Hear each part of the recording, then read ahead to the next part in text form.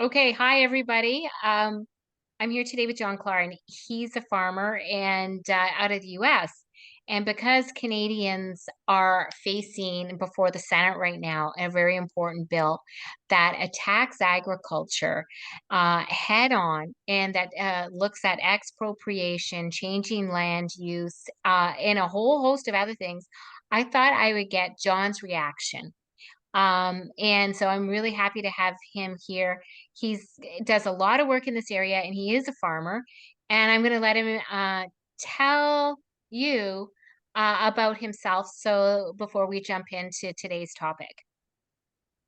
Well, I certainly have nothing prepared, so let's wing it. I grew up with one foot in more urban areas and another foot right here in Vermont, where my mother's family are from for many generations as dairy and sheep farmers and much of my extended family. So I was always sort of a foot in each culture. And then I went on to law school. I actually lived in the UK for a few years. I was an international corporate tax consultant, which is actually relevant more and more to a lot of what we're looking at, our tax code and our laws related to food, as you know. And when I moved back to the US, I became a litigator in Connecticut for a number of years. And then I got really, really sick. Didn't know why. Turned out to be Lyme disease, but they didn't diagnose it for a couple of years. So in the meantime, I was rather crippled. So we moved to Vermont with my wife, bought an old dairy farm, and started learning from scratch how to farm. My health is still a struggle, but part of my cure over time has been not just antibiotics, but eating healthier food and taking better care of my body's ability to, protect itself. And so that's given me an interesting, and this is why I've introed it this way, an interesting kind of convergence of disciplines. And in the course of becoming a farmer, I became increasingly aware of many regulatory and market structures that were making it hard for small farmers to produce and sell food locally. And ultimately, I really got into this when here in Vermont, they showed up at my farm one day and told me I couldn't sell halves of cows, couldn't sell a half beef anymore because that was somehow a problem for people's health and safety, when in fact nobody's been sickened by on-farm slaughtered meat, the most humane way to do it. And I've been doing it for 20 years and I still do it. And so I got involved and realized the more I researched that the federal government here in America, particularly with the assistance of large international corporate entities that are industrial ag or food conglomerates and chemical companies, the same ones influencing your legislation and EU legislation and seated at the table of the World Economic Forum as so-called partners to save humanity from all the problems they seed. I started to learn more and more that they were behind what was happening here in Vermont to restrict our on-farm slaughter traditions and shut down a whole stream of commerce that's all local. And then I learned more about Wendell Berry and other people before me who have warned us about this. And so now more and more I work with a lot of other people trying to carry that message, not just to Americans, but to the world, that if you control the food, you control the people. And if you control your own food, then you can have liberty. And if you don't, it's a dice roll for you at best. Okay. So that means that you're the right person to be talking about this. Absolutely. Yes.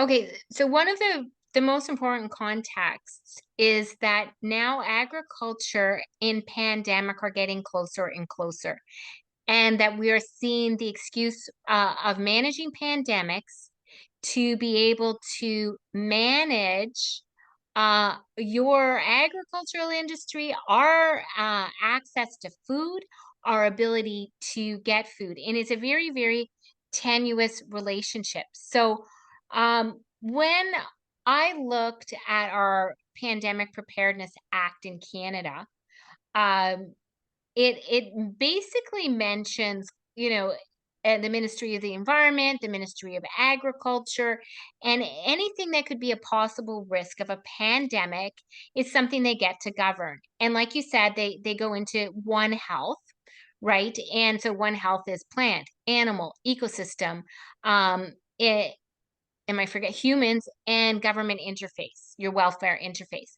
So I got to Harvard T. Chan School of Public Health and very easily. And the reason why it's important to start there is because this gives them the excuse to govern anything like land use, and animal agriculture, or even rural living itself, living outside of the smart cities they're building. So let's look at their biggest. So first, they get to say, well, climate change. They get to go right into climate change because apparently climate change increases the risk of transmission of coronavirus. So you're going to see how tenuous all these links are, and it gives them their justification to get in and start governing these important areas. As the planet heats up, animals big and small on land and sea are headed to the poles to get out of the heat. This means that animals are coming in contact with other animals they normally wouldn't, and creates an opportunity for pathogens to get into new hosts. So right front and center, public health, which is these pandemic preparedness, gets into climate change.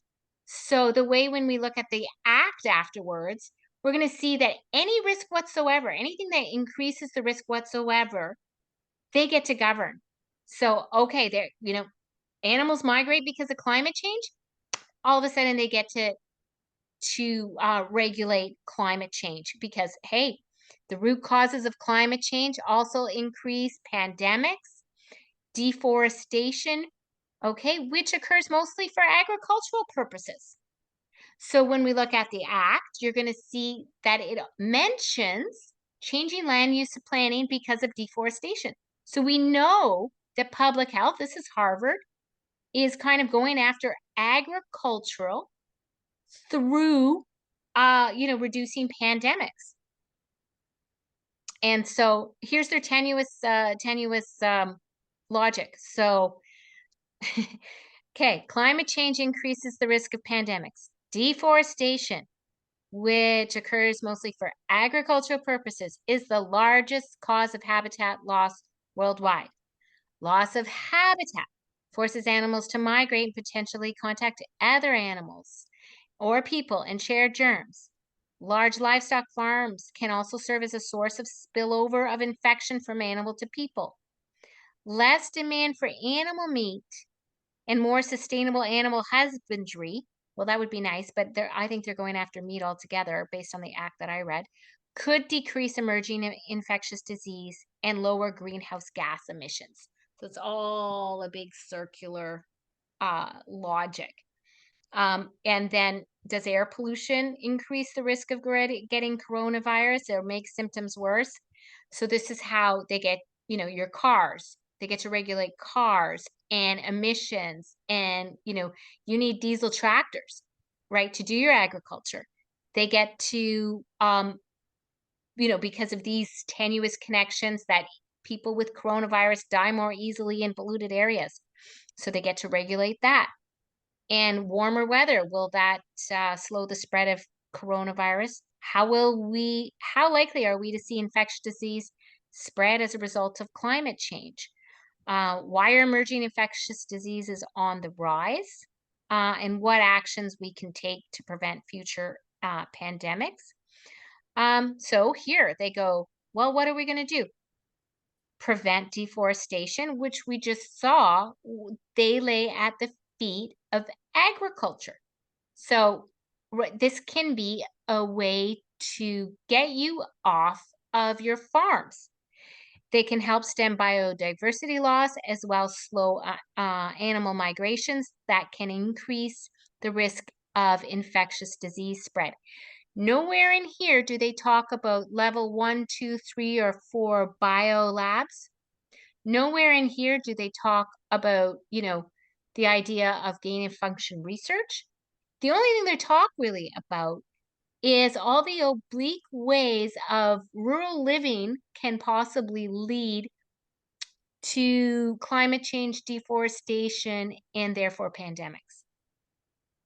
So rethinking our agricultural practices, including those that rely on raising tens of millions of animals in close quarters can prevent transmission between animals and spillover to human population, reducing air pollution by burning fossil fuels. So it's a way to both go after fossil fuels and a way to go after agriculture. So that's a mouthful. And that's the basis that I think the act I'm going to take you to is really uh, founded on. You know, the idea that there's these tenuous connections, that animals migrate and, you know, we come into contact with them, and that's the source, you know, not gain of function, not lab leaks. That's the source of our of future pandemics. Wow. So might I chime in? Yeah. Okay. So, it's hard to not get really upset, but let's do this a little bit backwards if we may. I'm assuming a lot of your listeners already realize that there's a deliberate globalist effort to impose a totalitarian domination of all humanity under the guise of protecting us. So when we look at this and other documents, one of the things we have to ask is whether we trust those speaking to us. So even if there were high risks of zoonotic transmission, these are the last people we would want in charge of protecting or regulating it. The Biden administration and these people have recently advocated to allow importation in the United States of Paraguayan beef, live animals, where hoof and mouth disease is endemic and can't be extinguished. Are they really concerned about disease? You mentioned the gain of function, Lisa, et cetera. You're correct, which is interesting because what we really see here is an amplified version of the obvious lie that COVID arose in a market with a bunch of dirty people around dirty animals. Yeah. It's a lie that's easily sold to that segment of the population that lives in urban ignorance, doesn't know where their garbage goes or their food comes from, thinks that chocolate milk comes from a cow and don't know how to boil an egg.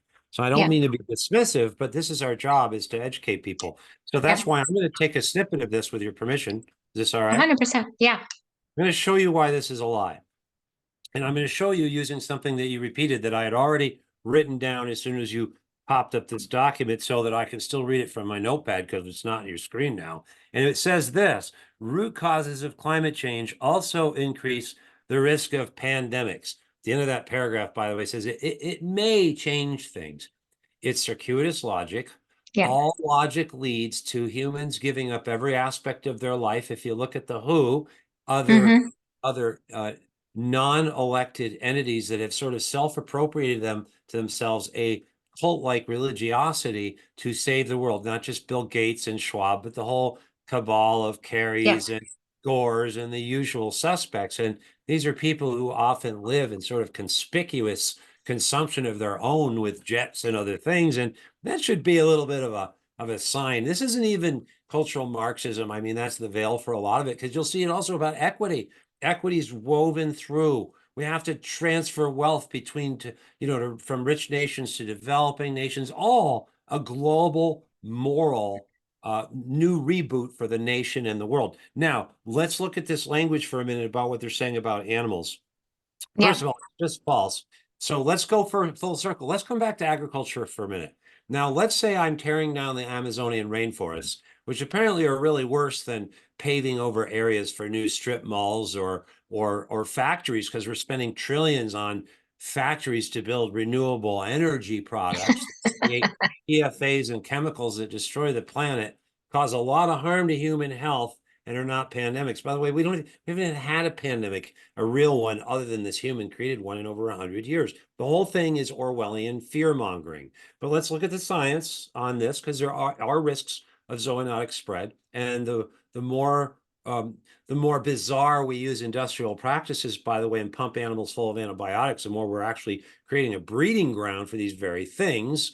And that's why, traditional agriculture, as I've written about, is the solution to that, not getting rid of animals.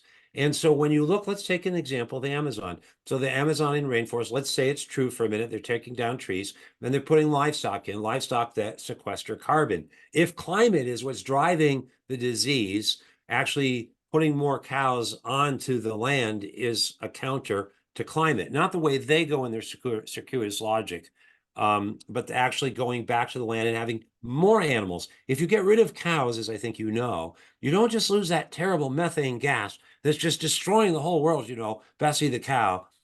Bill Gates says we only need 150 cows to feed the whole world because he's going to own the genetics of that, like they own for a lot of plants like soy and other GMO modified patented crops. They don't own my cows yet. They're even trying to patent cows now so they have less methane, right? So they can Right. own and control it all for profit and domination. They Yeah. can't control my cows. Now, if you think you're going to live off 150 cows, let's follow the trail of the cow. Now you're going to take the cow, or in place of the cow, you're going to use GMO crops. You're either going to feed the crops grain, or the cow's grain, which is a GMO crop, or you're going to feed us humans so-called meats that are cultured out of GMO crops, which are full of chemicals. I mean, we're just destroying the soil, destroying our water supplies, destroying our gut microbiome as a solution to cows. But cows' manure is replaced only by synthetic chemicals, urea in particular, synthetic fertilizers, uh, sold to you by a multinational corporate conglomerate near you. And it's made from natural gas, aka methane. Creates a lot of nitrous oxide in the process, by the way, which is 297 times more potent, according to them, than carbon dioxide, all to replace the cow. Now let's transfer this over to here. Now they need to control the cows to protect you from what pathogens? Actually, there are a lot of studies show if you want to be healthy, own a cow. It's best that if you breathe its breath a lot too, apparently, for Amish children. I don't fully understand it. We can build our immunity from cows. Cows Yeah. are not a problem, and they're not targeting a lot of things that really are problems.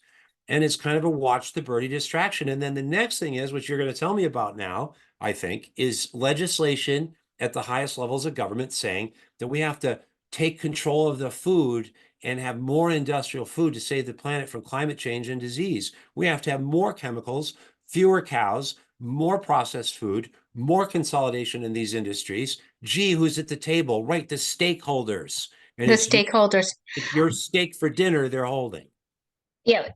It's even more dystopian than that when I mean, because of your experience and the fact that you're a lawyer, you're going to be able to recognize other areas of intrusion beyond farming. But I think it's about herding people into cities. And if you're not eating meat, if you're eating an alternative protein, what happens if we're not getting our B12? What happens is that we're weak, we're sick, our immune systems are sick, and we can't raise our own defenses against a tyrannical government. So it's dystopian for sure.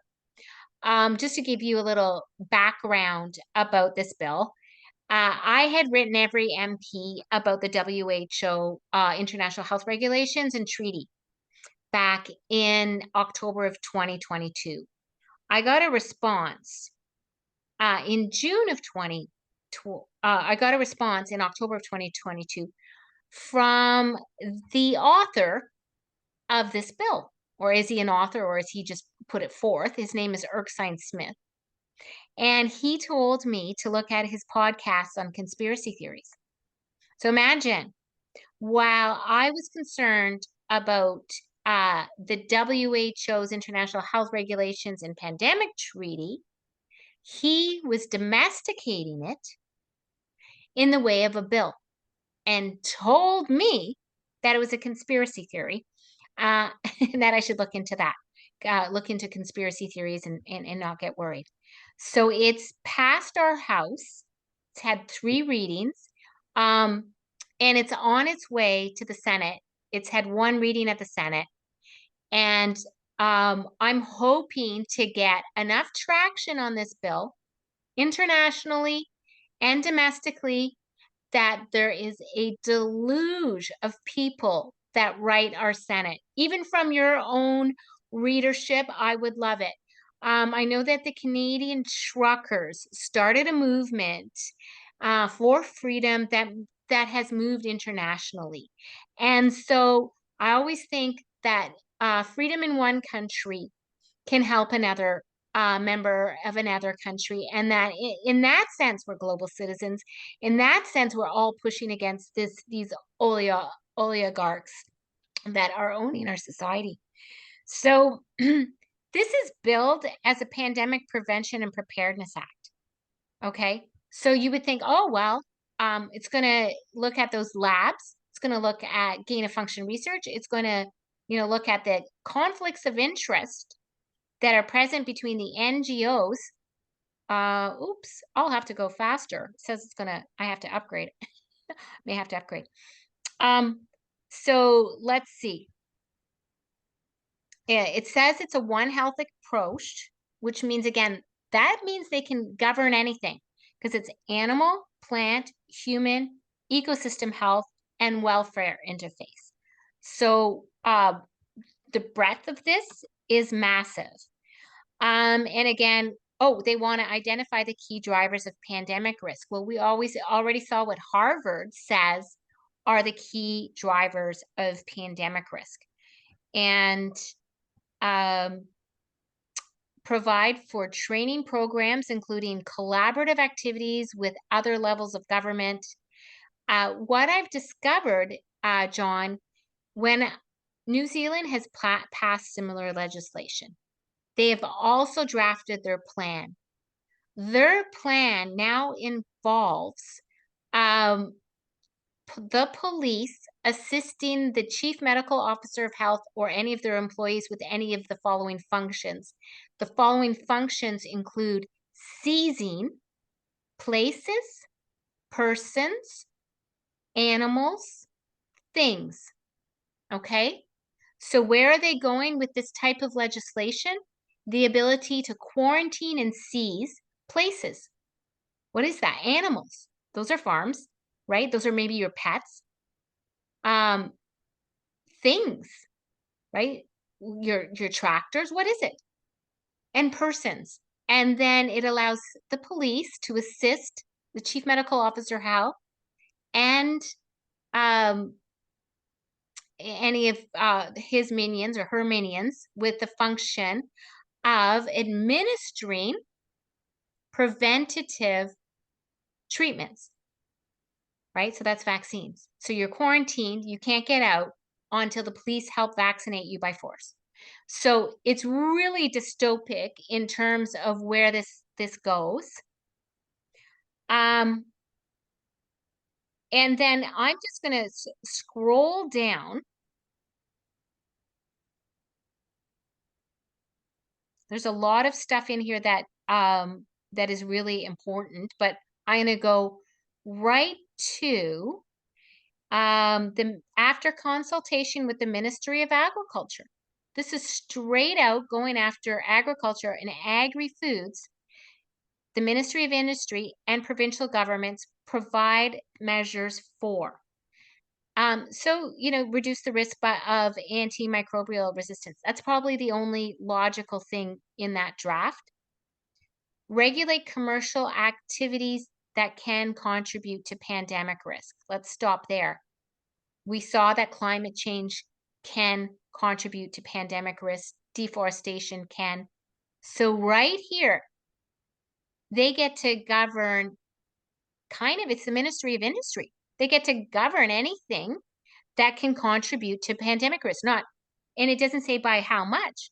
And it says including, so not limited to, industrial animal agriculture and promote commercial activities that reduce pandemic risk. And since they say it's climate change, that's your fossil fuels, including the production of alternative proteins. So here, they're reducing pandemics by going after agri-food, and getting artificial meat on our plates, right? Yes, and of course it's all folly once again. I mean, it seems to me promote commercial activities and regulate commercial activities can be so broadly applied. I mean, we have our Chevron deference battle here in America. I'm not sure how far your government allows carte blanche delegation of its powers to administrative agencies, but this could hardly be more gray. It's kind of like, unfettered power to regulate every aspect of human existence. And what's interesting about this to me too is that it talks about specific species. And so these are the same governments that will protect endangered wildlife, and also that has been, is being used here in America very much to encroach on farmers and their commercial activities. And certainly, while I say, let's not forget, they're subsidizing renewable energy manufacturing facilities that are Yeah, absolutely destroying us with chemicals. Let's just set that aside for a moment and come back to the food and the synthetic meat, because the synthetic meat substitutes that they're trying to make you eat here destroy that ecosystem, increases erosion, kills the microbiome, hurts human health. I thought all of this was being done in the name of helping humans. In the name of helping children, I guess we could give power to pedophiles to run the show. They yeah, will say they're helping children, but there's an analogy here because these people are not your friends. And I mentioned Orwell, and Orwell in 1984, we all read it and go, oh, yeah, that would never happen. So the constant fear is a foreign nation, let's say Eurasia, and they bait and switch, and then it's another nation. And it really, in yeah, the time Orwell was writing, it was threats of war. It was a physical war. We're in the age of soft war, and our oppressors and our cabal and our real government effort to dominate us all shifted. I mean, 9/11, we saw, terrorism is the new horror. And yeah, this mirrors the USA Patriot Act, which, in the name of protecting us from terror, gave the Department of Agriculture over the Department of the newly created Department of Homeland Security, which was then going to regulate all food supplies and could seize your cows, your generators, just about all of your things in the name of protecting us from foreign terrorists. And then we've yeah, graduated to climate change, the new nebulous, never-ending horror to keep you on edge of anxiety is that the world's going to end in 10 years because of the carbon dioxide that you generate, cows generate, and Klaus Schwab and these factory building technocrats are going to rescue you from. It takes a special kind of sheep herd fear to allow yourself, or lack of critical thought. And of course, what's more terrifying than a disease?